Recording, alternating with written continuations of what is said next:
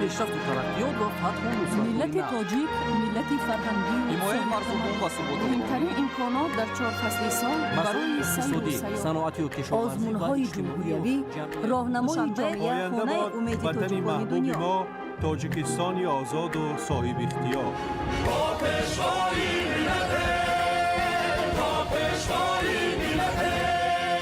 دوست باشید، اتفاق باشید، شکرانه همین دولت کنید، شکرانه همین سرزمین کنید، شکرانه کنید که چنین وطن عزیز و محبوب دارید.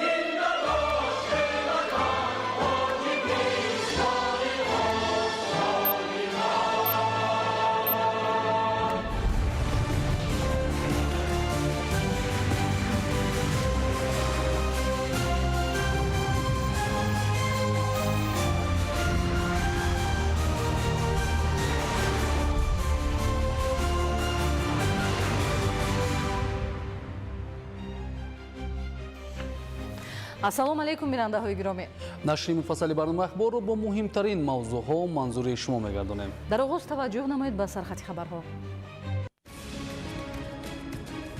рушди боғдорӣ муҳаррики иқтисодиёт, амалишавии барномаҳои давлатӣ боиси афзоиши истеҳсолот, таъсиси ҷойҳои корӣ ва болоравии сатҳи зиндагӣ мегардад. бо чунин суръати баланд соҳа ба рушди устувор ва содироти рақобатпазир қадам мегузорад. хизмати ҳарбӣ мактаби воқеӣ ҷасорату мардонагӣ ва рамзи садоқати бепоён ба ватан, ҳифзи марзу бум пояи устувори сулҳу субот ва кафили оромии ҷомеа, савганди сарбоз нишонаи иродаи қавӣ ва вафодорӣ ба меҳан. сарбози бошараф бо интизом далер ва ҳушёр бошад. фарогирии кӯдакон ба муассисаҳои таҳсилоти томактабӣ.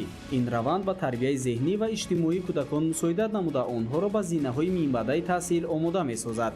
сармоягузорӣ ба таҳсилоти барвақтӣ, сармоягузорӣ ба фардои дурахшони ҷомеа. чорводорӣ сарчашмаи файзу баракати зиндагӣ, аз чарогоҳҳои сабзу васеъ то дастархони пурнозу неъмат. ин соҳа заҳмати инсонро ба ҳосили фаровон мубаддал месозад. ҳар саршумори парваришёфта рамзи меҳнат, умед ба фардои обод. шарҳи ин ва дигар хабарҳо дар нашри муфассали барномаи иттилоотии ахбор.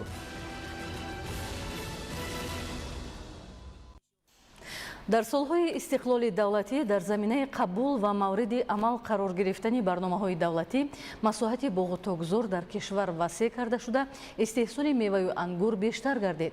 бо васеъ шудани масоҳати боғу тогзор шумораи ҷойҳои кории мавсимию доимӣ низ бештар ва иқтидори содиротӣ аз ҳисоби меваю ангур рӯ ба афзоиш аст. ҳикматулло Назарзода гузориш медиҳад.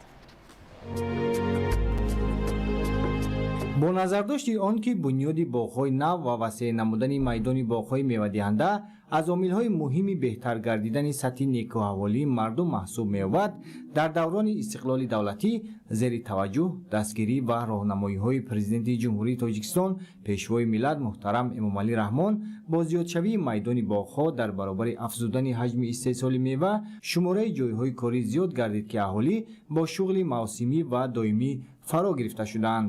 солҳои охир ба хотири беҳдошти иқтисодиёти кишвар бештар ба бунёди боғҳои дарахтони меваҳои содиротӣ таваҷҷӯҳ зоҳир мегардад, зеро дар бозорҳои кишварҳои хориҷ талабот ба меваҳои хуштам зиёд аст.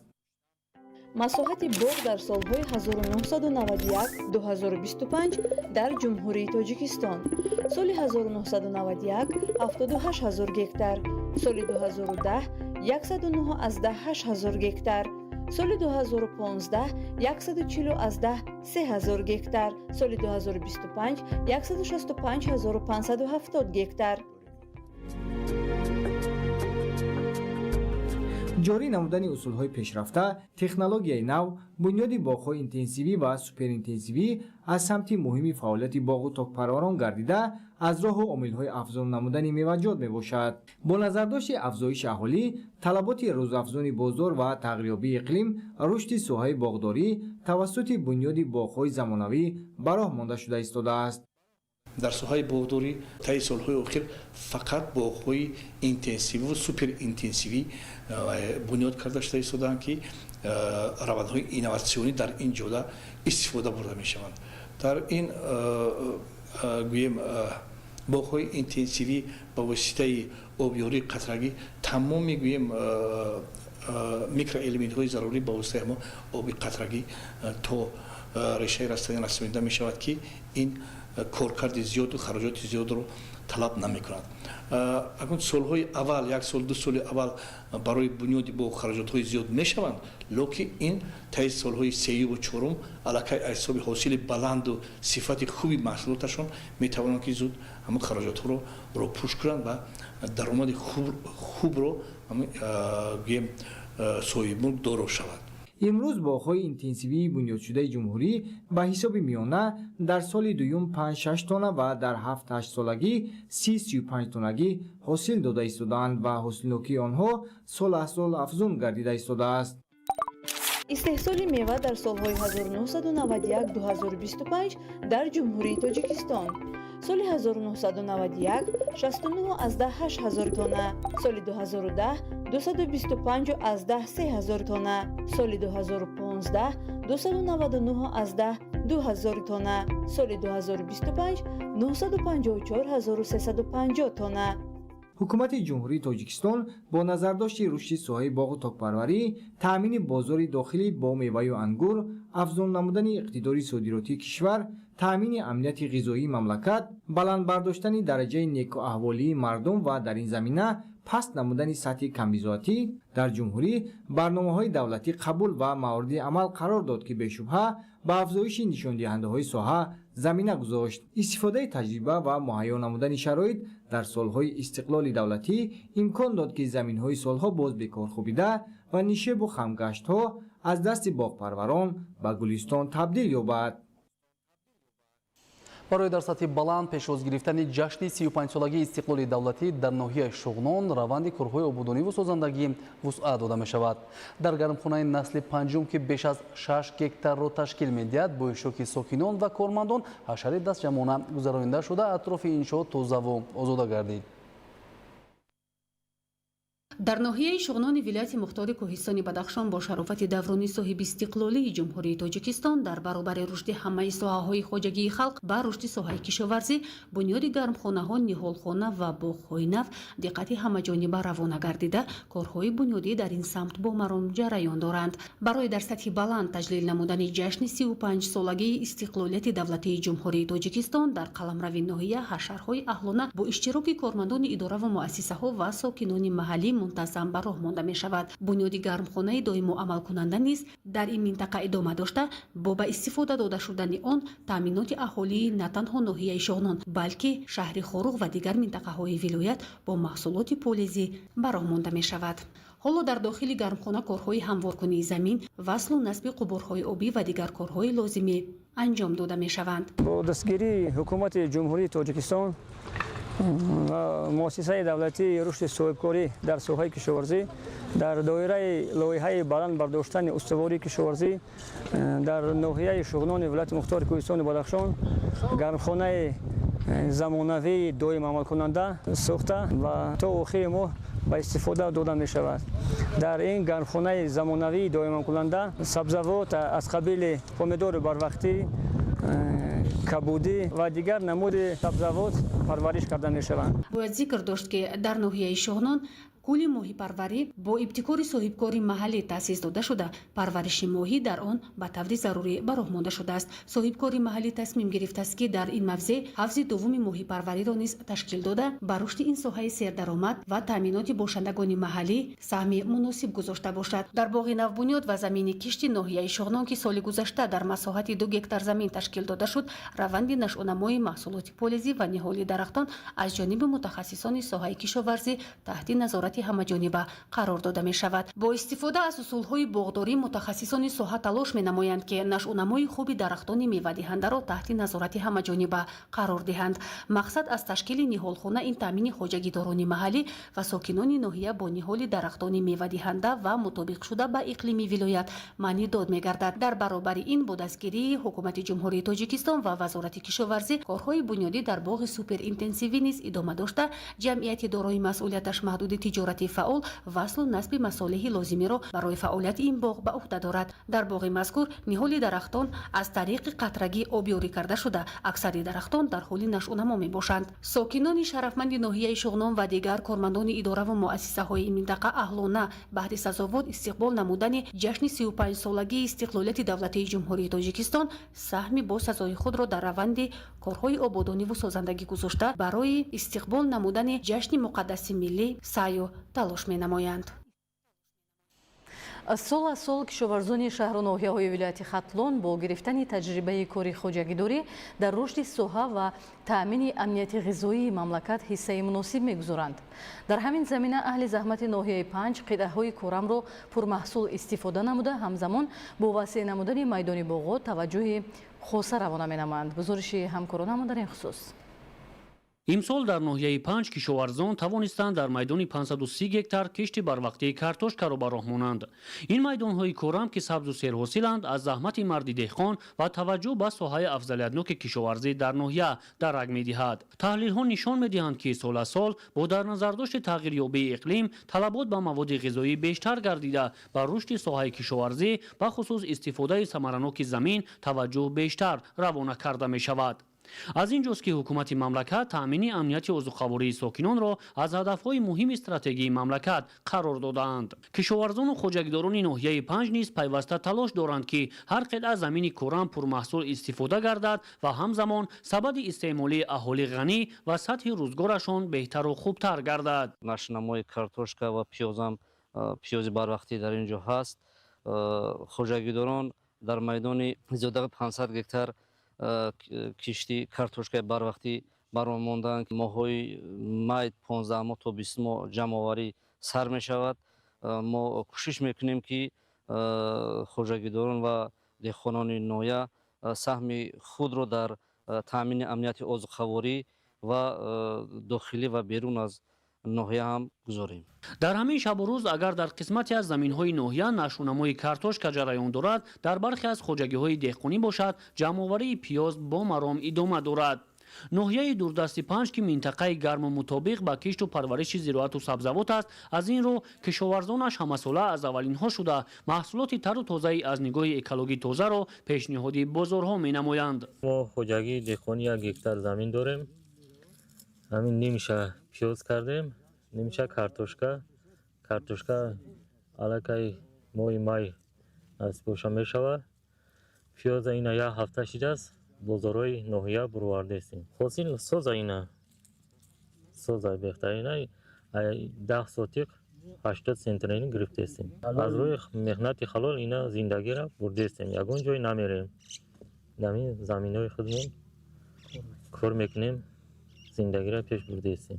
дар баробари пурмаҳсул ба кор бурдани заминҳои кӯрам ва гирифтани ҳосили дилхоҳи маҳсулот, ҳамзамон дар ноҳияи 5 ба рушди боғу токпарварӣ низ таваҷҷӯҳ равона мегардад. дар ноҳияи 5 майдони боғот 800 гектарро ташкил медиҳад ки хоҷагидорон тавассути таъсиси боғҳои нав ниҳолони серҳосилу мевадиҳандаи ватаниро парвариш менамоянд, то дар таъмини сокинон ва бозорҳои истеъмолӣ бо меваҳои хушсифат ҳиссагузорӣ намоянд. хоҷагидорони ноҳия таваҷҷӯҳи худро дар самти боғу токпарварӣ хуб баро мондаанд. хоҷагидорон дар боғҳои интенсивӣ ва суперинтенсивӣ аллакай таҷрибаи хуб омӯхта кори худро ба роҳ мондаанд. тибқи маълумоти масъулони соҳа, соли 2025 хоҷагидорон тавонистанд аз 200 то 300 тонна меваҷоти аз нигоҳи экологӣ тоза ба дохил ва берун аз кишвар содирот намоянд. таъм ва сифати меваҳои дар боғоти ноҳия парваришшаванда ба харидорон писанд омада, ҳамасола баробари пурра пухта расидан аз дохили боғ харидорӣ карда содирот менамоянд. ҳоло дарахтони парваришшаванда дар ин боғот ғарқи ҳосил буда, дар натиҷаи нигоҳубини хуби ниҳолон хоҷагидорон метавонанд аз он ҳосили хуби меваҷот ба даст оранд. гамбузаки лалмӣ зараррасони махсусан хавфноки заминҳои кӯрами лалмӣ ва чарогоҳҳо таҳти ҳамин унвон дар ноҳияи Данғара семинари омӯзишии вилоятӣ баргузор гардид ки дар он олимони соҳа иштирок намуданд. гузориши Салоҳиддин Неъматзода дар ин хусус. яке аз омилҳои баланд бардоштани ҳосилнокии зироатҳои кишоварзӣ ин андешидани тадбирҳои пешгирии саривақтӣ аз ҳар гуна касаливу ҳашароти зараррасон мебошад. Ба ин хотир дар ноҳияи Данғара семинари омӯзишии вилоятӣ дар мавзӯи гамбусаки лалмӣ, зараррасони махсусан хавфноки заминҳои корами лалмӣ ва чарогоҳҳо баргузор карда шуд ки дар он намояндагон аз Вазорати кишоварзии Ҷумҳурии Тоҷикистон, Академияи илмҳои кишоварзии Ҷумҳурии Тоҷикистон, масъулини мақомоти иҷрои ҳукумати давлатии вилояти Хатлон, ноҳияи Данғара ва намояндагон аз дигар ноҳияҳои осебпазири вилояти Хатлон иштирок намуданд. масъулин баргузории чорабинии мазкурро муҳиму саривақтӣ ҳисобида зикр намуданд ки роҳи аз ҳама босамари мубориза бо ҳашароти зараррасони зироат бо мақсади ба даст овардани ҳосили баланд аз замин ҳамкории густурдаи олимону кормандони муассисаҳои давлатию илмии муҳофизати растаниҳо бо кишоварзони ҷумҳурӣ мебошад. гамбусаки лалмӣ асон дар чарогоҳи вилояти Хатлон ва дар шаҳр ноҳияи тобеи ҷумҳурӣ бошад, дар ноҳияи рудакӣ мушоҳида карда шудааст. асосан кирминаи он ки дар синни 1, 2, 3, 4 инкишоф меёбад, аз решаи зироатҳои кишоварзӣ ғизо мегирад. дар заминҳои корами лалмӣ бошад, вақте ки дар он кишти зироатҳои кишоварзӣ махсусан ғалладонаҳо кишт карда шудааст, аз решаи он ғизо гирифта дар тамоми зироатҳо, ҳам дар чарогоҳҳо ва ҳам дар заминҳои корами лалмӣ зарари ҷиддӣ оварда тамоми зироатҳоро нест мекунад ва чарогоҳҳоро ҳатто ба биёбоншавӣ оварда мерасонад. тавре иттилоъ дода шуд, гамбусаки лалмӣ дар Тоҷикистон васеъ паҳн гашта мебошад. ин зараррасон дар нимбиёбонҳои доманаи кӯҳҳо ва даштҳо, ҳамчунин дар нишебиҳои кушоду хушк ва дар водиҳои назди дарёҳо вомехӯранд. ба минтақаҳои зардхок мутобиқ шуда аз шӯрзамин ҳам наметарсад. онҳо решаи тамоми намуди растаниҳое ки ҳастанд мерӯянд, решаи онро хӯрда инчунин дар зери хок ҳаракат мекунанд ва майдони фаъолияти худро васеъ мегардонанд. масъулини муассисаи давлатии муҳофизати растаниҳо ва химикунонии кишоварзии Вазорати кишоварзии Ҷумҳурии Тоҷикистон дар тӯли 3 соли мушоҳидаву тадқиқотҳо усулҳои гуногуни мубориза бар зидди ин ҳашароти зараррасони соҳаи кишоварзиро ба деҳқонон тавсияву пешниҳод намуданд ки ин усулҳо санҷидашуда ва натиҷабахш арзёбӣ мегардад.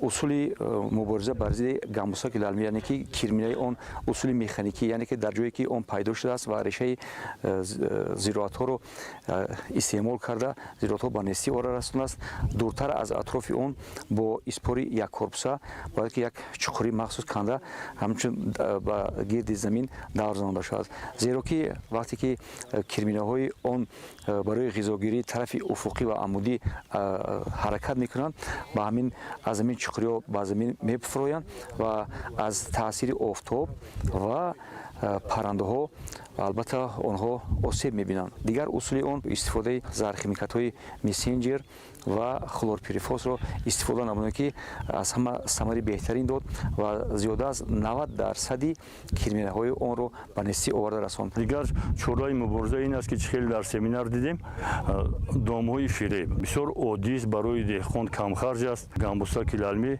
вақте ки бегоҳ шуд парвоза сар мекунад ва саҳар ки афтоб баромад тез пинҳон мешавад ва вақте ки шаб баромад доми фиреб дар рафта дар рӯшании доми фиреб меафтад ва дар ҳамонҷа оҳиста оҳиста нобуд мешавад. ба ҳамин восита мо метавонем насли ҳамин гамбусаки лалмиро нобуд кунем. мавриди зикр аст ки баргузории чунин семинарҳои омӯзишӣ ва пайванди илм бо истеҳсолот дар рушди устувори соҳаи кишоварзӣ, таъмини амнияти озуқаворӣ ва беҳтар намудани сатҳи зиндагии аҳолӣ мусоидати фаъол хоҳад кард. Салоҳиддин Неъматзода, Завқибеки Абдурахмон барои барномаи иттилоотии ахбор аз ноҳияи Данғара. дар вилояти Суғд барои пешгирӣ аз паҳншавии малах корҳои безараргардонӣ идома дорад.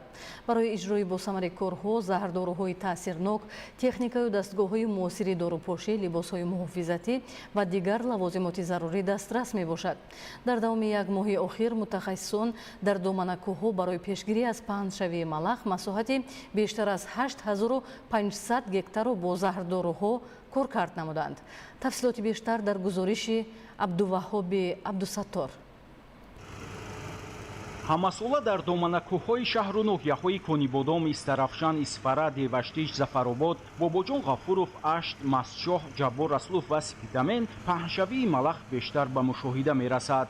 соли равон дар ин шаҳру ноҳияҳо майдони паҳншавии малах наздики 10 000 гектарро ташкил медиҳад. аммо аз оғози моҳи апрел баҳри нест кардани ин ҳашароти зараррасон бо истифода аз иқтидору имконияти мавҷуда раванди коркарди кимиёвӣ тақвият ёфтааст ва барои пешгирӣ аз паҳншавии он кормандони филиали муассисаи давлатии мубориза бар зидди малах дар вилояти Суғд даст ба коранд. ҳоло барои мубориза бар зидди малах 18 трактор ва 5 автомашинаи махсуси дорупошӣ инчунин 280 дорупошаки дастӣ ва моторӣ истифода мешавад. наздики 300 нафар ҳам дар самти нест кардани ин ҳашароти зараррасон саҳми муносиб мегузоранд. тибқи маълумот дар як рӯз то 800 гектар майдони паҳнгаштаи малах коркард шуда дар ин баробар мутахассисони соҳа дар мавзеъҳое ки ҳаракати трактор ва автомашинаҳо ғайриимкон аст тариқи дастгоҳҳои хурд дорупоширо идома медиҳанд. дар ин шабу рӯз хуруҷи малах асосан дар чарогоҳҳо мушоҳида шудааст. дар ноҳияи Спитамен 1600 гектар паҳншавии малах мушоҳида карда шуд. то аз аввали моҳи апрел 1300 гектар коркар гузарондем. айни ҳол қувваи корӣ мерасад, техника ҳаст.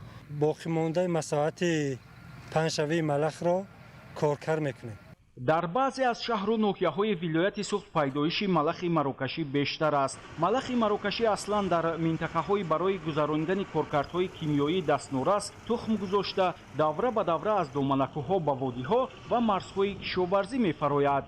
дар сурати саривақт анҷом надодани корҳои пешгирикунанда малах метавонад ба майдонҳои кишти зироати кишоварзӣ, чарогоҳҳо ва ҷангалзор зарари ҷиддӣ расонад.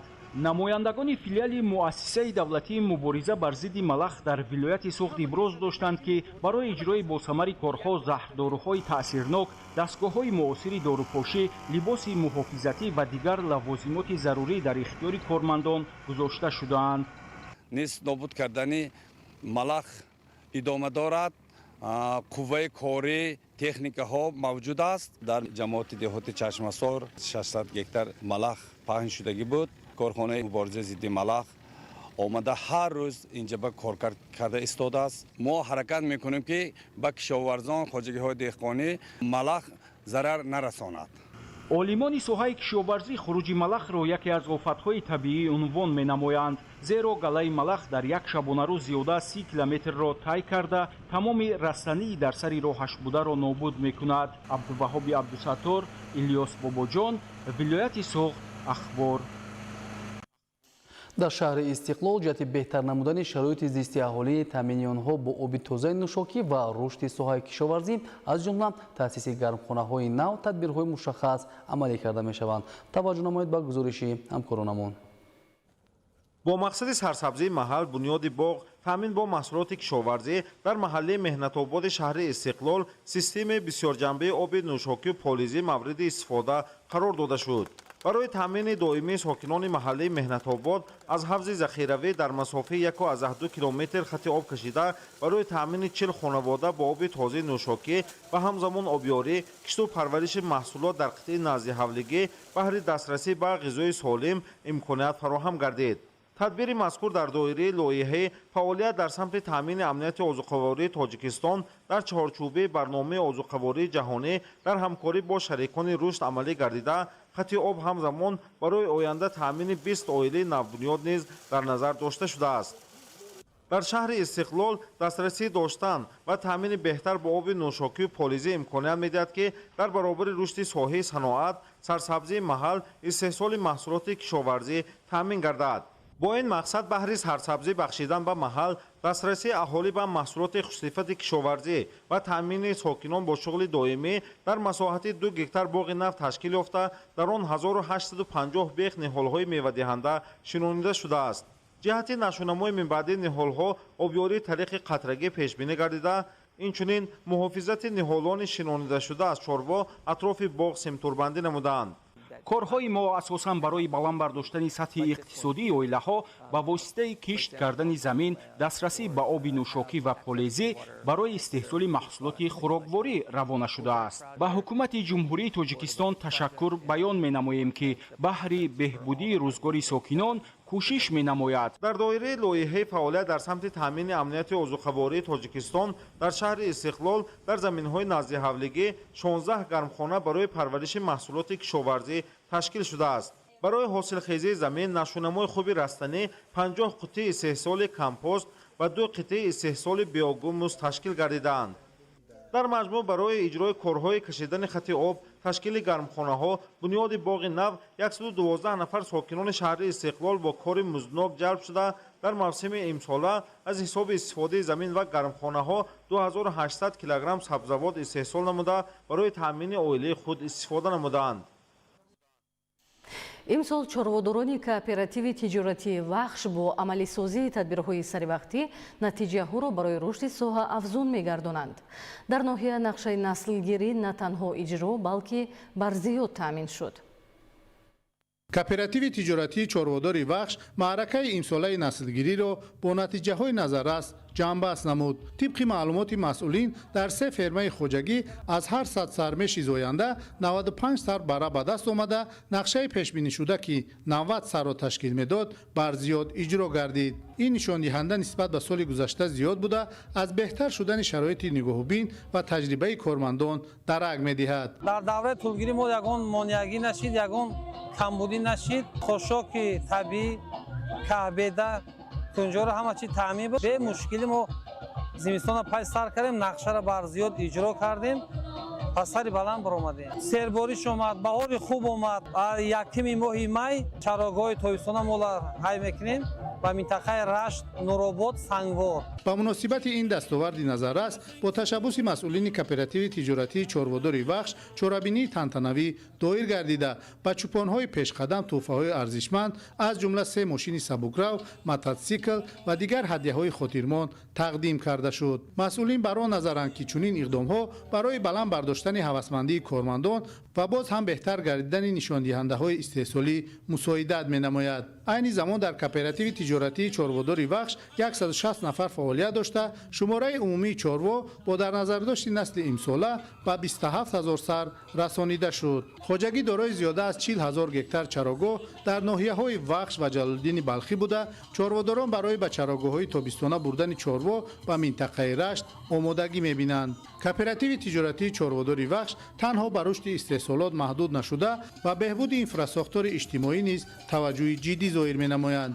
аз ҳисоби даромади хоҷагӣ сохтмони 2 муассисаи таълимӣ ва 1 варзишгоҳ ба роҳ монда шуда, аллакай 1 бинои таълимӣ иборат аз 5 синфхона ба истифода дода шудааст. мутахассисон натиҷаҳои ба даст омадаро нишондиҳандаи рушди устувори соҳаи чорводорӣ арзёбӣ намуда, таъкид мекунанд ки истифодаи дурусти имкониятҳои мавҷуда ва дастгирии кормандон метавонад дар солҳои оянда низ чунин пешравиҳоро таъмин намояд.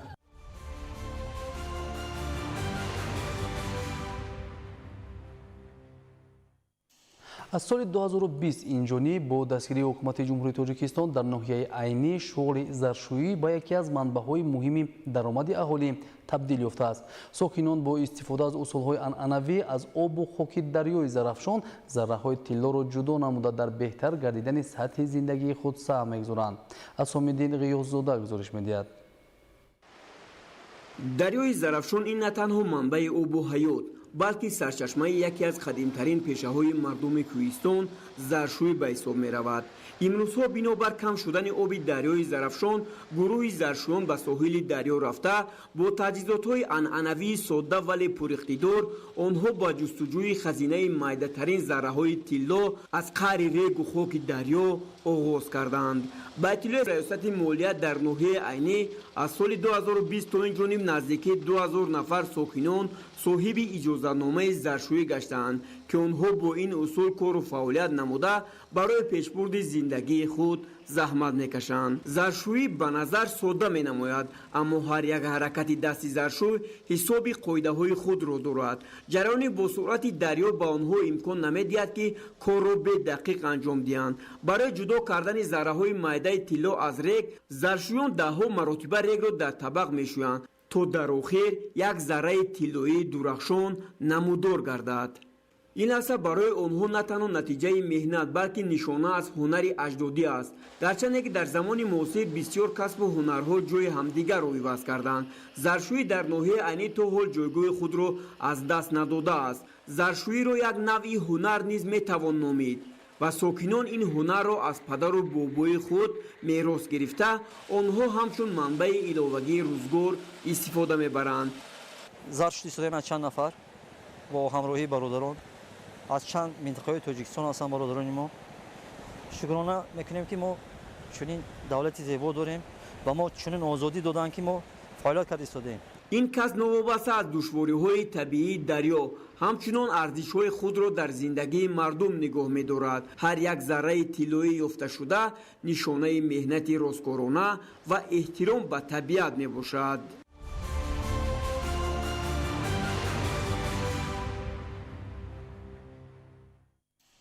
пойтахти тоҷикистон шаҳри душанбе мизбони форуми байналмилалӣ дар мавзӯи низоми амнияти осиёи марказӣ, нигарониҳо, таҳдидҳои муосир ва зарфияти стратегӣ гардид.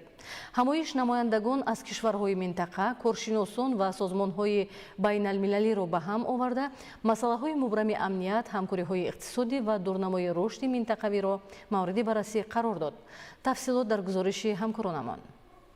дар форум таваҷҷӯҳи асосӣ ба ҷустуҷӯи роҳҳои муассири таҳкими суботи минтақавӣ ва ҳамоҳангсозии талошҳо миёни кишварҳо равона гардид.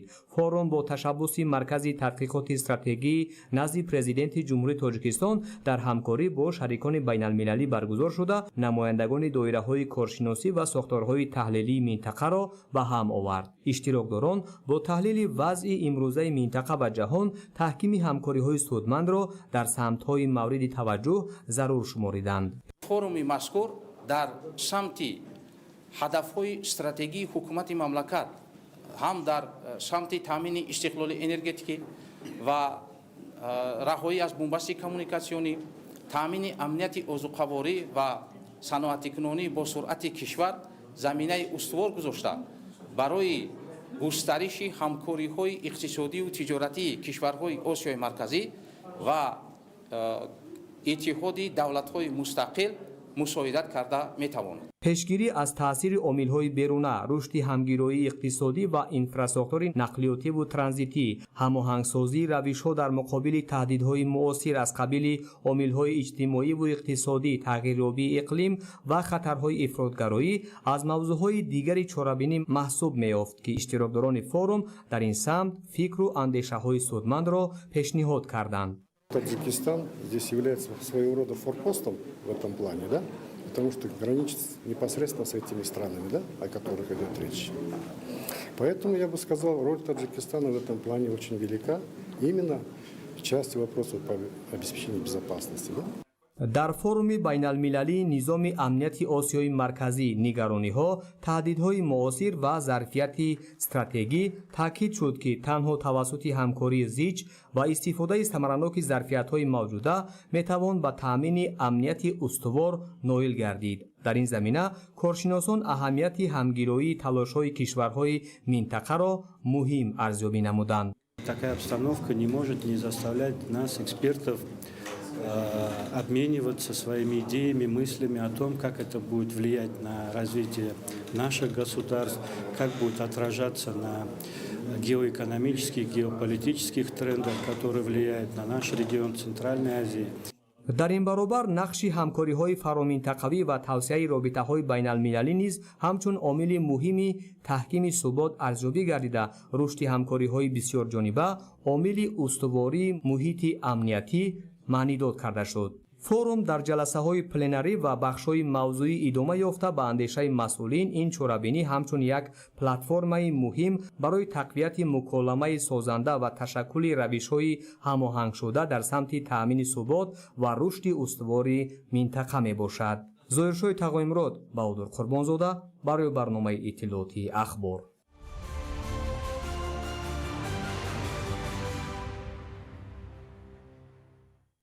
сокинони ноҳияи рашт аз 404 иншооти ба истиқболи ҷашни 35-солагии истиқлоли давлатӣ ба нақша гирифта шуда то имрӯз 293 бандро пурра иҷро карданд. тафсилот дар гузориши навбатӣ.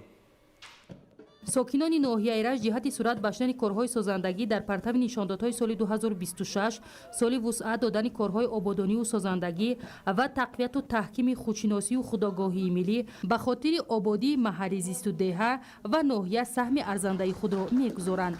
ин аст ки марҳила ба марҳила бо анҷоми корҳои сохтмонӣ даҳҳо иншооти ҳаётан муҳими хоҷагии халқ дар ҳудуди ҷамоатҳои шаҳраку деҳот ба истифода дода мешавад. дар доираи нақша чорабиниҳо бахшида ба истиқболи ҷашни 35-солагии истиқлоли давлатӣ то ҳамин давраи соли ҷорӣ аз шумораи иншооти пешбинишуда 293 иншооти таъиноти гуногун ба истифода дода шуд. аз ҷумла бо иштироки масъулини мақомоти маҳаллӣ бинои маъмурии агентии омури назди президенти ҷумҳурии Тоҷикистон дар ноҳияи Рашт, бинои толори варзишӣ ва маркази фароғатӣ дар деҳаи Кулоба, нуқтаи қувватдиҳандаи нақлиёти барқӣ, маркази савдо ва хизматрасонӣ, меҳмонхона барои сайёҳон, корхонаи хурди маҳсулоти қаннодӣ ва клиникаи дандонпизишкӣ ифтитоҳ гардид ки он аз раванди корҳои ободонӣ шаҳодат медиҳад то ба ин васила садҳо ҷойҳои навикорӣ муҳайё гардад. бештари иншооти бунёдшаванда аз ҳисоби соҳибкорони маҳаллӣ дар партави ҳидоятҳои созандаи президенти ҷумҳурии Тоҷикистон пешвои миллат муҳтарам Эмомали Раҳмон ҷиҳати саҳмгузорӣ дар раванди корҳои ободонӣ шурӯъ аз маркази ноҳия то дурдастарин деҳоти ноҳияи Рашт бо рӯҳияи баланди ватандӯстӣ ва ифтихори миллӣ ҷараён дорад. аз ҷумла бо ибтикори соҳибкори маҳаллӣ дар маҳаллаи шаҳраки Донишҷон, маркази тиҷоратии Субҳи Рашт, ошхона, меҳмонхона ва дигар иншооти ҳаётан муҳимро бунёд намудааст ки дар онҳо 38 нафар соҳиби ҷойи кори доимӣ шуданд. дар раванди корҳои ободонӣ боз бунёди боғчаи кӯдакона ва коргоҳи макаронбарорӣ амалӣ мешавад. ҳамин тариқ раванди корҳои созандагӣ дар ҳудуди ҷамоатҳои шаҳраку деҳоти ноҳияи Рашт рӯз то рӯз вусъати тоза касб намуда ҳамаи ин бунёдкориҳо ба хотири зиндагии шоистаи мардум равона шудааст.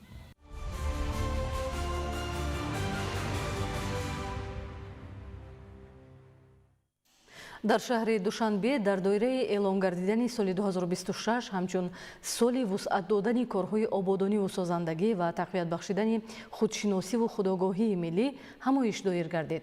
ҳадафи он ҷалби сокинон ба корҳои ободониву созандагӣ арзёбӣ гардид. дар шаҳри Душанбе дар заминаи эълон гардидани соли 2026 чун соли вусъат додани корҳои ободониву созандагӣ ва тақвияту таҳкими худшиносиву худогоҳии миллӣ ҳамоиш баргузор гардид. дар ҳамоиш масъулини мақомоти иҷроияи ҳокимияти давлатии ноҳияи Фирдавсӣ, намояндагони касбу кори гуногун ва фаъолони ҷомеа иштирок намуданд. таъкид гардид ки пешвои миллат дар паёмашон иброз намуданд ҳар як шаҳрванд ва ҳар як оила бояд бо дарки масъулияти ватандӯстиву давлатсозӣ пеш аз ҳама хонаву кошона ва кӯчаву маҳалли зисти худро таъмиру тозаву озода намояд. ин раванди ободонӣ ва тозакорӣ бояд тамоми қаламрави кишварро то дурдастарин деҳоти он фаро гирад ва ба як кори маъмулӣ табдил ёбад. дар заминаи эълон гардидани соли вусъат додани корҳои ободониву созандагӣ ва тақвияту таҳкими худшиносиву худогоҳии миллӣ, корҳои ободониву созандагӣ дар тамом вилоятҳо, шаҳру ноҳияҳо, ҷамоатҳо, деҳаҳо ва маҳаллаҳо идома дошта ин раванд вусъати тоза касб мекунад. тазаккур дода шуд ки соли 2026 барои мардуми шарафманди Тоҷикистон соли басо муҳим ва таърихӣ мебошад, зеро дар ин сол мардуми азизи мо ҷашни 35-солагии истиқлоли давлатии ҷумҳурии Тоҷикистонро таҷлил менамояд. дар амал татбиқ гардидани ҳадафҳои созандаи пешвои муаззами миллат имкон медиҳад ки симои шаҳраку ноҳияҳо боз ҳам зебо гардад.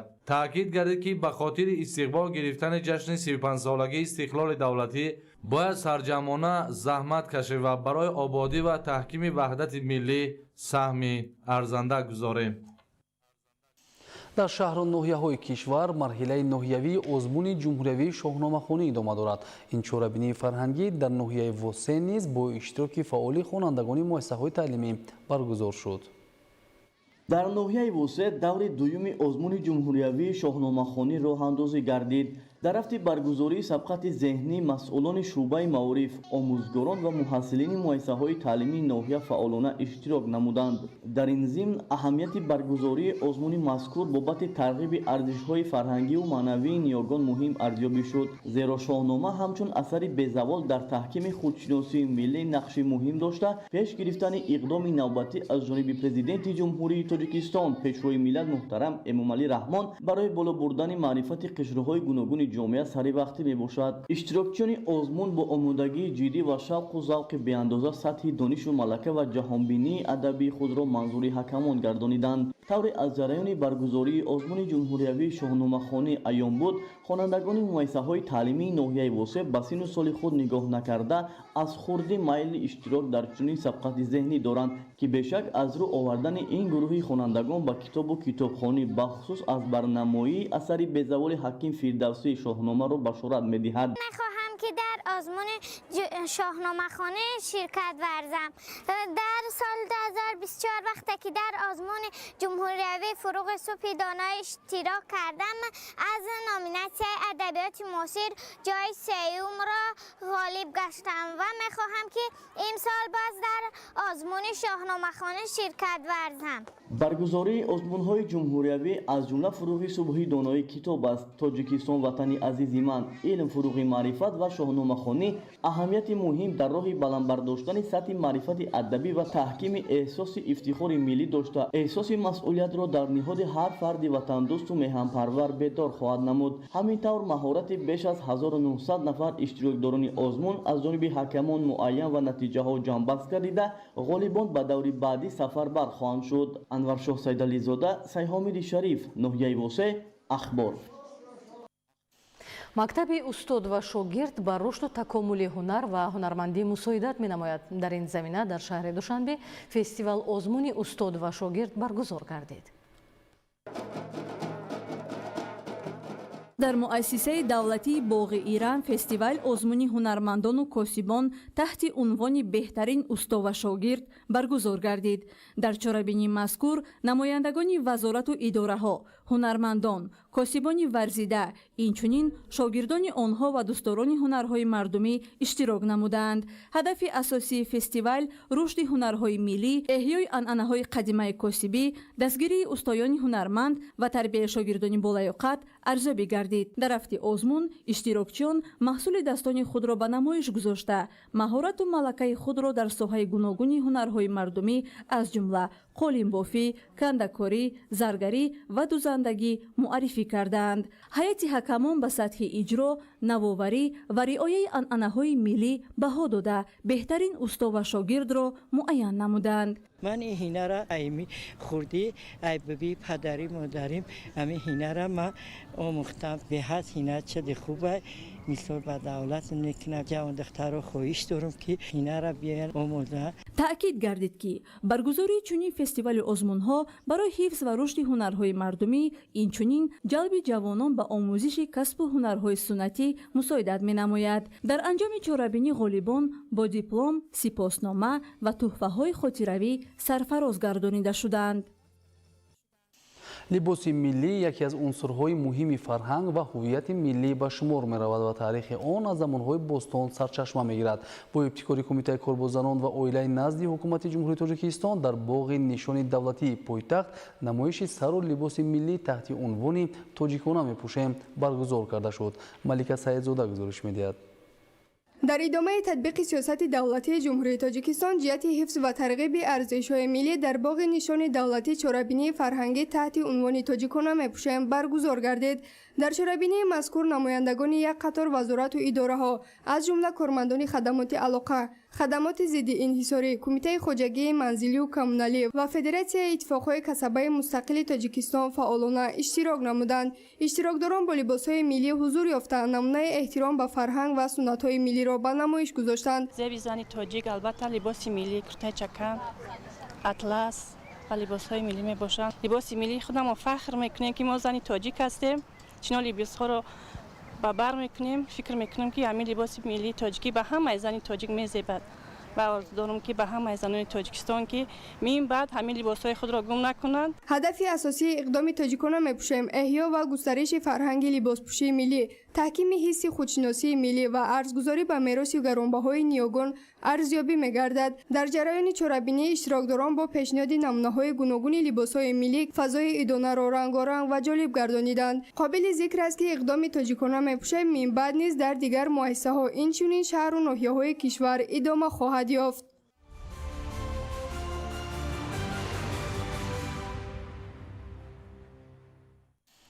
در اساس طلبات قانون جمهوری تاجیکستان درباره عهدهداری حربی و خدمت حربی در پایگاه مرکز تکمیل اختصاص و بازآموزی افسران دانشکده حربی وزارت مدافع کورس 3 ماهه دستوری متدی با سربازان معلومات عالی داشته که خواهش در آینده خدمت نمودن در وزارت مدافع و دیگر ساختارهای نظامی کشور را دارند تشکیل شده است. در دعوت بهاری سال روان به کورس مذکور در این مؤسسه عالی حربی کشور بیش از 300 سربازان دارای معلومات عالی جلب گردیدند. این جوانان دلیر و شجاع وطن امروز در فضای تنتنوی و با روحیه بالیده بهر صداقت به خلق و خدمت صادقانه به تاجیکستانی عزیز سوگند حربی یاد نمودند. گزارش از ریاست اطلاعات و رابطه با جامعه وزارت مدافع. مراسم سوگندیادکنی نوازکارانی که در دعوت بهاری سال جاری به کورس 3 ماهه افسری و پراپورشیکی در دانشکده حربی وزارت مدافع فرا گرفته شدند با امر خاص نظامیان، حالت صفی هیئت شخصی و ترتیب خاص حربی با وارد نمودن بیرق جنگی آغاز گردید. مراسم تنتنوی سوگندیادکنی افسران و پراپورشیکان جوان که بعد 3 ماه دوره آموزش در صفهای قواهای مسلح کشور همچون متخصصانی با تجربه به کار جلب کرده می شوند با اشتراک سردار ستاد گنرالی قواهای مسلح، معاون یکم وزیر مدافع جمهوری تاجیکستان و دیگر مسئولین وزارت صورت گرفت. همزمان یک قطار افسران و استادان، تعلیم گیرندگان این بارگاه علم نظامی و پدر و مادران نوازکاران شاهد لحظه خاطرمان و تاریخی مراسم سوگندیادکنی افسران جوان بودند. لازم به تاکید است که خدمت در نمود ذخیره‌های سفربری با دستگیری سرفرمانده عالی قواهای مسلح گنرال ارتش پرزیدنت جمهوری تاجیکستان محترم امامعلی رحمان راه اندازی گردیده برای هر جوانی که آینده در صف قواهای مسلح همچون افسر فعالیت نمودن می‌خواهد بهترین امتیاز به شمار می‌رود، زیرا بعد گذشتن از کورس‌های کوتاه مدت 3 ماهه آموزشی به او وابسته به سمت فعالیت رتبه حربی پراپورشیک و یا افسر داده می‌شود. این گروه جوانان خوشبخت و سرفراز با احساس گرم و صمیمیت خاص متن سوگند حربی را در حضور والدین و نزدیکان و پیوندان خود قرائت نموده یک عمر با وطن صادق بودن خویش را با غرور و افتخار بزرگ اثبات نمودند. ذکر گردید که این سربازان با قبول سوگند حربی و گذشتن از کورس 3 ماهه افسری و پراپورشیکی به وظیفه‌ها در صف ارتش ملی تعیین گردیده برای رشد و پیشرفت ساحه و مهمتر از همه تامین امنیت و ثبات کشور سهم ارزنده خود را می‌گذارند.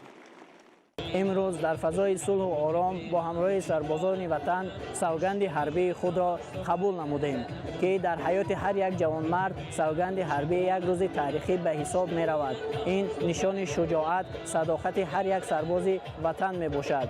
ما منتداری خود را به سرفرمانده عالی قواهای مسلح جمهوری تاجیکستان گنرال ارتش محترم جناب عالی امامعلی رحمان می رسانیم که برای ما چنین شرایط ها فراهم آوردند که ما می توانیم بعد از ختم این کورس رفته با وظیفه های پراپورشیکی به خلق و وطن خود خدمت نماییم. البته این اقدام نجیب باز یک قدم استوار در تطبیق سیاست دولتی جوانان، دستگیری همیشگی و تامین گردیدن آنها با جایهای نو کاری مهم ارزیابی می‌گردد. گذشت تنتنوی نظامی در میدان صفی دانشکده حربی نه تنها یکی از آرایشات این جمع با شکوه بود، بلکه آن رمز خودشناسی و قدم‌زنی‌های افتخاربار جوانان وطن را در راه خدمت شرفمندانه به خلق و میهن عزیزمان اثبات می‌نماید.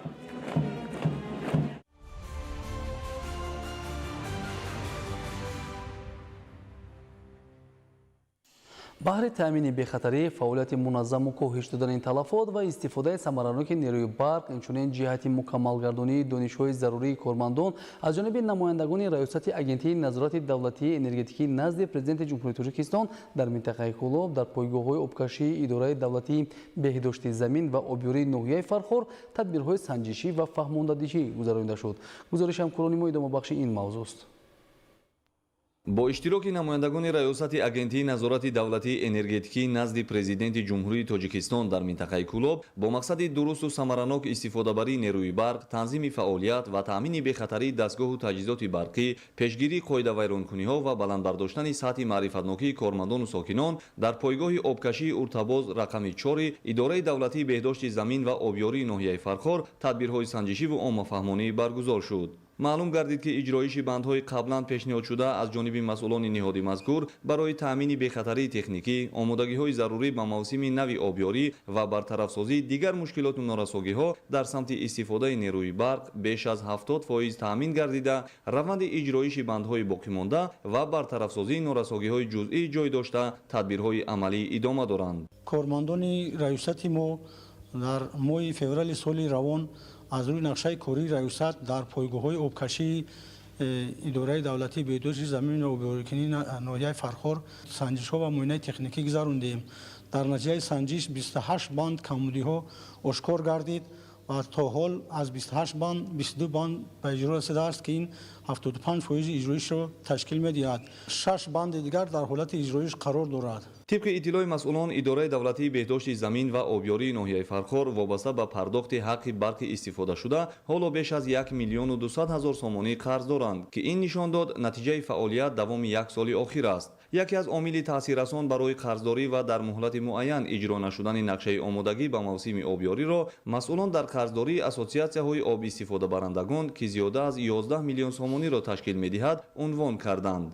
айни замон ҷиҳати омодагиҳо корҳои амалӣ аз ҷумла ивази қубурҳои обпартои фарсудашуда ва дигар тадбирҳои зарурӣ тавассути техникаҳои соҳавӣ идома дорад. иқтидори обтаъминкунии пойгоҳи обкашии уртабоз 4 ки 55 ҳазор гектар қидаҳои замини корам аст, масъулон омодагии худро ба мавсими нави обёрӣ чунин арзёбӣ карданд. дар пойгоҳи обкашии рақами 4 12 агрегат мавҷуд мебошад.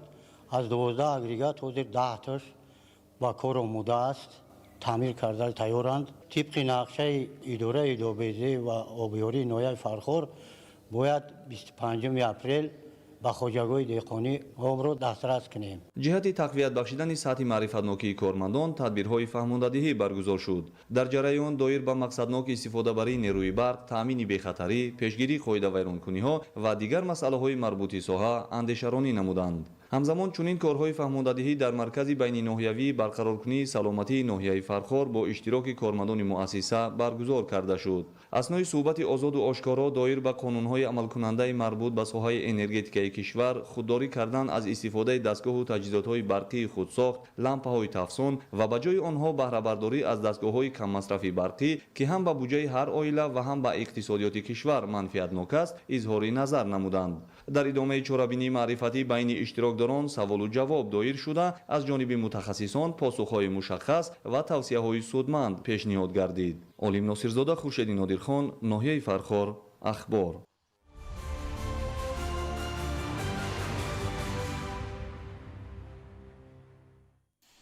дар муассисаҳои таҳсилоти миёнаи умумии шаҳри Истаравшан ҷиҳати рушди фанҳои табиатшиносӣ дақиқ ва риёзӣ тадбирҳои амалӣ андешида мешаванд. омӯзгорон бо истифода аз усулҳои муосири таълим, аз ҷумла дарсҳои интерактивӣ, машғулиятҳои ҷолиб ва шавқоварро мунтазам баргузор менамоянд, ки ин ба баланд гардидани сатҳи дониш ва ҷаҳонбинии хонандагон мусоидат мекунад. тафсилот дар ин хусус. рушди тафаккури техникӣ ва бедор намудани шавқи хонандагон ба илмҳои дақиқ яке аз ҳадафҳои асосии муассисаҳои таълимии шаҳри Истаравшан ба шумор меравад. омӯзгорон бо истифода аз усулҳои муосири таълим, аз ҷумла дарсҳои интерактивӣ, таҷрибаҳои амалӣ ва воситаҳои техникии замонавӣ талош менамоянд, ки таваҷҷӯҳи хонандагонро ба фанҳои табиатшиносӣ ва дақиқ боз ҳам бештар намоянд. дар доираи тадбирҳои мазкур дар муассисаҳои таҳсилоти миёнаи умумӣ, инчунин лисею гимназияҳои шаҳри Истаравшан 137 кабинети фаннӣ ва 9 озмоишгоҳ мавҷуд موجود بوده خوانندگان از آنها به طور وسیع استفاده میبرند. فراهم آوردن چنین شرایط امکانیت میدهد که خوانندگان دانش‌های نظریوی را با عمل پیوسته ملکه‌های تکنیکی خود را تقویت بخشند. در این زمینه در دایره 20 ساله آموزش و رشد فن‌های طبیعت شناسی دقیق و ریاضی در ساحه علم و معارف در مؤسسه تحصیلات میانه عمومی رقم 63 دهه قلعه بلند شهر استراوشن هفته فن‌های دقیق برگزار گردید که در دایره آن یک قطار چرابینی‌ها از جمله درس‌های نمونوی، آزمون‌های رسام بهترین و طبیعت زنده دایر کرده شدند. در جریان درس نمونوی خوانندگان به گروه‌ها جدا گردیده دانش و ملکه‌های خود را در شکل‌های گوناگون سنجیدند. اشتراک فعالانه خوانندگان در مشغولیت‌ها گواهی می‌دهند که توجه آنها به فن‌های طبیعت شناسی دقیق و ریاضی سال به سال بیشتر می‌گردد. اطمینان می‌رود که با چنین سطح بلند روند تعلیم و تربیت و دانش و مهارت آموزگاران شاگردان باسواد و دانشمند به وای رسیده در آینده همچون نیروی پیشبرنده دولت و ملت خدمت خواهند کرد. فردوس عمرزاده، آرزو معروفزاده، شهر استراوشن، اخبار. در مؤسسه‌های مکتبی شهر و ناحیه‌های ولایت سوخت 54000 کودک تعلیم و تربیت می‌گیرند و در مرکزهای انکشاف کودک 27000 نفر فرا گرفته شدند. توجه نمایید به شرح نوبتی. حالا در شهر و ناحیه‌های ولایت سوخت تعداد مؤسسه‌های مکتبی 315 عدد را تشکیل داده در آنها بیشتر از 54000 نفر کودکان تعلیم و تربیت می‌گیرند و با ساختمان کودکستان‌های نو در شهر و ناحیه، دهات و محله‌ها ادامه دارد. در برابر ساختمان بناهای نو در مؤسسه‌های مکتبی که حالا فعالیت دارند، گذرانیدن مشغولیت‌های سودمند برای انکشاف کودک ضروری، راه‌اندازی تعلیم زبان‌های روسی و انگلیسی، استفاده متدهای نو برای انکشاف قابلیت ذهنی کودکان منفعت بخش به حساب می‌رود. از جانب ریاست معارف ولایت سوخت در مؤسسه تحصیلات مکتبی رقم 17 ناحیه سپیتامین سمینار آموزشی برای کارمندان مؤسسه‌های مکتبی شهر و ناحیه‌های ولایت دایر کرده شد. در مؤسسه مکتبی رقم 17 ناحیه سپیتامین برای تعلیم و تربیت کودکان آموزگاران صاحب تجربه داننده زبان‌های خارجی جلب شده مشغولیت‌ها شوق‌آور صورت می‌گیرد. راهبران مؤسسه‌های مکتبی، مشاوران شعبه معارف، مربی‌ها از شهر و ناحیه‌های ولایت با اشتراک در مشغولیت‌ها استفاده تجربه‌های نو کار آموزگاران و مربی‌ها در تعلیم و تربیت کودکان را مشاهده نمودند. مشغولیت از روی برنامه انکشافی مکتبی گذرانده شده ایستاده است. در آن همه مربیان از روی برنامه نو کار و فعالیت برده ایستادند. مشغولیت مربی‌های کودکستان موافق برنامه با متدها اساساً طریق عیانیت، رسم‌ها، لغت، نطق گفتگویی، رسمکشی، سوال و جواب، بازی‌های شوق‌آور صورت گرفته، طرزهای نوی گذرانیدن مشغولیت به کودکان را با شرکت کنندگان سمینار عملاً نشان دادند. اشتراکچیان سمینار امروزه ما با مشغولیت‌های انکشافی نطق، سوادآموزی، مشغولیت زبان انگلیسی اشتراک داشته. از مشغولیت‌های امروزه بهره گرفته با مؤسسه‌های تحصیلات مکتبی خود جاری می‌نمایند.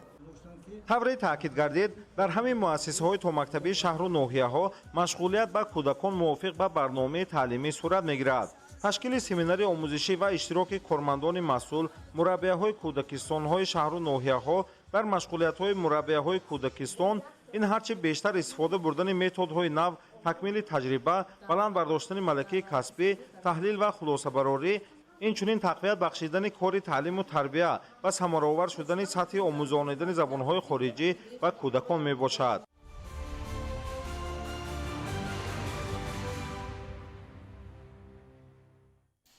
امروز مراسم قرعه‌کشی مسابقه بین المللی جودو دوشنبه گرند اسلام برگزار گردید.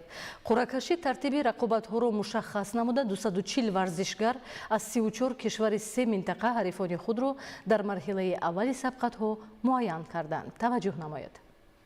3 اپریل در مهمانخانه حیات ریجنسی مراسم قرعه‌کشی مسابقه گرند اسلامی دوشنبه اوید با جودو دایر گردید. در مراسم قرعه‌کشی نمایندگان فدراسیون جهانی جودو، فدراسیون جودوی تاجیکستان، کمیته ملی المپیک کشور و خبرنگاران شرکت ورزیدند. قبل از آغاز قرعه‌کشی اعلام کرده شد که فدراسیون جودوی جهانی و فدراسیون جودوی تاجیکستان برای برگزاری مسابقه با نفوذ ماسترز در شهر دوشنبه ба мувофиқа расиданд. Акнун аз 18 то 20 декабри соли 2026 дар шаҳри Душанбе мусобиқаи мастерс оид ба ҷудо баргузор мегардад ки ин як қадами муҳим дар рушди варзиш дар кишвар ҳамзамон муаррифии Тоҷикистон дар арсаи байналмилалӣ ба ҳисоб меравад. Зеро дар мусобиқаи силсилаи мастерс 36 ҷудокори беҳтарини ҳар як вазн иштирок менамояд. Росташро гӯям гуфтан каме душвор аст. Пеш аз ҳама дар ин ҷо дараҷаҳои вазнӣ хеле зиёд ва варзишгарони зиёде ҳастанд ки тамошояшон ҷолиб аст. Албатта барои ман махсусан ҷолиб буд ки баромади Асадуллоев ва Маҳмадбековро бубинам, зеро онҳо аз қавитарин муборизон ба шумор мераванд. Ман воқеан бесаброна интизори он ҳастам. Тоҷикистон бисёр кишвари зебо ва манзарҳои дилфиреб дорад. Мардум хеле меҳмоннавозанд ва сатҳи ҷудо бошад воқеан таъсирбахш аст. Чизе хос ва махсус. Ба назари ман танҳо Токио ва Париж метавонанд аз рӯи фазо бо Душанбе рақобат кунанд. Хабари имрӯза ки мусобиқаи мастерси Федератсияи байналмилалии ҷудо моҳи декабр дар ин ҷо баргузор мешавад, хабари хеле хуб аст. ҳамин тариқ қуръапартоӣ оғоз гардид. ёдовар мешавем ки дар грандслами Душанбе ки аз 1 то 3 май баргузор мешавад 240 варзишгар аз 34 кишвари се қитъаи олам ҳунарнамоӣ мекунанд. Мунтахаби Тоҷикистон аз 40 варзишгар иборат аст ки аз миёни онҳо тибқи таҳлили мутахассисон Эмомалӣ Нуралӣ, Обидҷебов, Муҳиддин Асадуллоев, Сомон Маҳмадбеков, Мерзод Суфиев, Лоиқ Қутбиддинов, Абдуллои Орӣ ва Ҷаҳонгир Маҷидов имкони хуби дарёфти медалро доранд. ин мусобиқа аҳамияти калон дорад, зеро ба рушди варзиши ҷудо дар кишвар мусоидат намуда нуфузи Тоҷикистонро дар асари байналмилалӣ баланд мебардорад. ҳамзамон барои варзишгарони тоҷик имконияти хубест то маҳорати худро санҷида таҷрибаи ғанӣ ба даст оранд. бо ташаббуси раиси Федератсияи зудои ҷумҳурии Тоҷикистон муҳтарам Исмоил Маҳмадзоир ҳамаи шароитҳо фароҳам оварда шуда Душанбе барои Грандслам 2026 омода аст.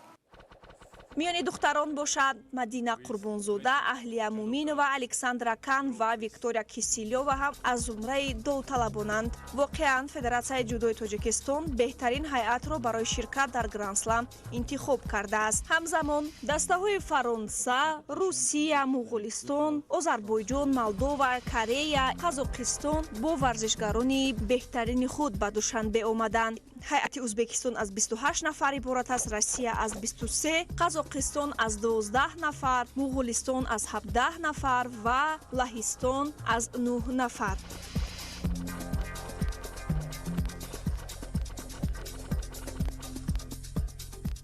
Мы ожидаем, конечно же, чтобы наши ребята встали на пьедестал, и так и будет, мы уверены в этом, потому что ребята прошли очень хорошую подготовку, и скоро они себя будут показывать на нашем домашнем чемпионате Grand Slam. ба иттилои Федератсияи байналмилалии ҷудо Грандслами Душанбе бо рақобати баланди варзишгарон ва фазои бениҳоят гарми мухлисиаш маъмулу машҳур аст. Амалан дар ҳар як вазн варзишгарони сатҳи байналмилалӣ иштирок доранд ки шукӯҳи мусобиқа ва аҳамияти онро дар байни чорабиниҳои солона баланд мебардорад. Барои тими миллии Тоҷикистон мусобиқаи хонагӣ имконият медиҳад ки барои натиҷаҳои баланд мубориза баранд ва бо нишон додани сатҳи рақобатпазири олӣ соҳиби мақомҳои ифтихорӣ шаванд. соли сеюм аст ки дар доираи сайри ҷаҳонии ҷудо дар қалби тоҷикистони соҳиби истиқлол шаҳри Душанбе мусобиқаи бонуфузи байналмилалӣ оид ба ҷудо Grand Slam баргузор мегардад. омодагиҳо ба ин рӯйдоди муҳими варзишӣ дар пойтахти кишвар дар сатҳи баланд ҷараён дорад. таваҷҷӯҳ намоед. имрӯзҳо таваҷҷӯҳи бештари расонаҳои хабарии варзишии ҷаҳон ба пойтахти Тоҷикистон шаҳри зебои Душанбе ҷалб гардидааст, зеро аз 1 то 3 май дар қасри теннис ва маҷмӯаи варзишҳои обии шаҳри Душанбе бори сеюм аз мӯътабартарин мусобиқаи дзюдо дар ҷаҳон тоҷкулои бузург баргузор мешавад. дар мусобиқаи тоҷкулои бузург 2026 то ҳол 268 варзишгар, 156 мард ва 112 зан аз 34 давлати 3 қораи ҷаҳон номнавис шуданд. дастаи мардони тоҷикистон дар ҳамаи вазнҳо аз 60 то 100 килограмм намояндагӣ мекунанд. Ба ҳайати дастаи мунтахаби тоҷикистон 39 варзишгар, 28 мард ва 11 зан дохиланд. моро аз пеш грандслами душанбе интизор аст ки мо машқу тамринро дар клуби ҷудои ҳоҷишариф ҳар рӯза дар машқҳои дастшамонӣ идома додастем. ба боварӣ комил гуфта метавонем ки парчами тоҷикистонро баланд мебардорем. варзишгарон дар мусобиқаи бонуфузи байналмилалӣ ба ҷуз аз медал соҳиби имтиёзҳо дар феҳристи ҷаҳонӣ мешаванд. маблағи умумии ҷоизаи молии мусобиқа 154 000 евроро ташкил медиҳад. ғолибон дар ҳар вазн 7 вазн байни мардон ва 7 вазн байни занон бо 5000 евро, барандагони медали нуқра 3000 евро ва соҳибони нишонаи биринҷӣ бо 1500 евро сарфароз гардонда мешаванд. умуман аз ҳамаи варзишгарон умед дорем вақте кор мекунем тайёриҳо мебинем аз ҳамаи варзишгарон умеди калон дорем. мавриди ёдоварӣ аст ки соли 2025 дастаи мунтахаби ҷудои тоҷикистон дар грандслами душанбе бо муваффақият ҳунарнамоӣ карданд. ёдовар мешавем ки баргузории чунин мусобиқаҳои сатҳи байналмилалӣ дар тоҷикистон ба рушди варзиш, баланд бардоштани маҳорати варзишгарон ва маъруфии имконоти варзишии мамлакат дар арсаи ҷаҳонӣ мусоидат мекунад.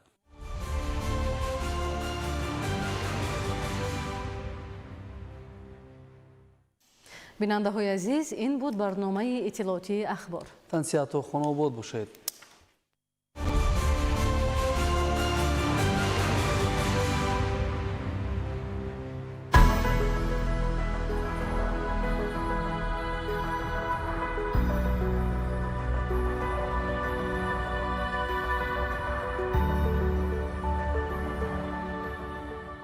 Кажется, кто-то здесь слишком уютно устроился? Анализы на кишечные инфекции и паразиты по суперцене в Гемотест. Подробности на сайте gemotest.tg.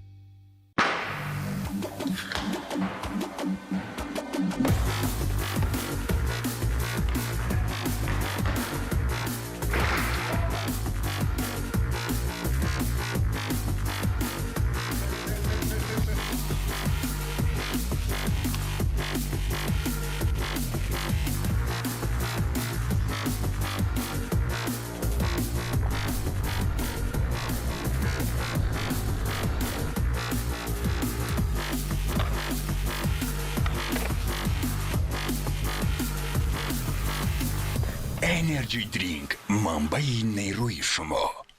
Боль в спине, боль в шее, боль в суставах. Если Б, на помощь придет А.